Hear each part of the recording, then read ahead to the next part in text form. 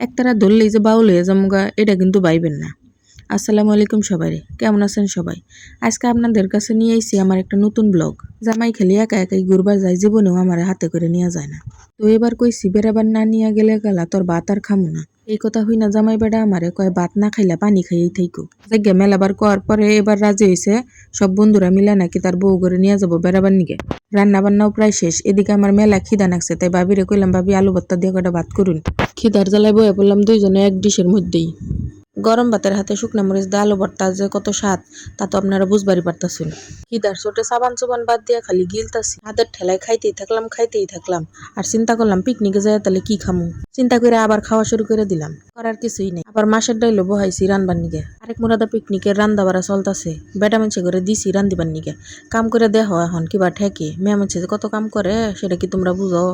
মাংস রান্না শেষ, সময় আর নাই। এনে আবার গুছায় থুই আর রেডি অন নাকবো। বাবুর্চি আমারে শাক পান নিকে দিল, ইম্বুর দিয়া আবার মাছের ডাইল হয়ে গেছে গা। মাছের ডাইল বাগার দিয়া থুইয়া আবার গেলাম রান্দার ওই জায়গায়। দেখি রান্দা বাড়া শেষ, ইম্বুর দাম গো নৌকা ওয়াইয়া পড়ছে, আমরা রেডি হইয়া গেছি গিয়া নৌকার কাছে। মনে মনে কত যে খুশি ঠেকতাছে, জামাই আঙ্গর বেড়াবার নিয়ে গেতাছে। পোলান দুইটার রেডি করে দিলাম নৌকায় উঠবার নিগে। আমার আগে আগে দৌড় পারি, মনে কই খারা আমারে থুই আর কোনো যাবি।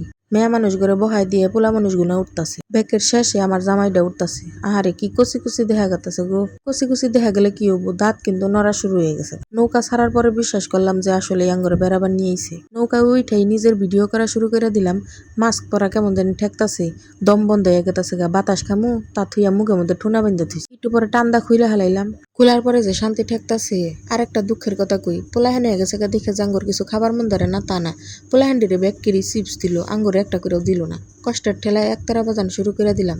এম্বুরা কেরা জানি সেলতারাসার নিয়ে এসে আর আমার হাততাছে, নিয়ে একটু খাইয়ে দেখুন। সবাই সাধারণ নাংলা দুইটা আঙ্গুল ঢুকাই দিলাম। কেনিকা মিষ্টি নিয়ে এসে এখন একটা একটা করে মিষ্টি বিতরণ করতেছে। মনে মনে চিন্তা করলাম আসলে কি আঙ্গরে দিব না পোলাহান গর নিয়ে নিয়ে এসে। তা দেখি না আঙ্গরে একটা করে দিল।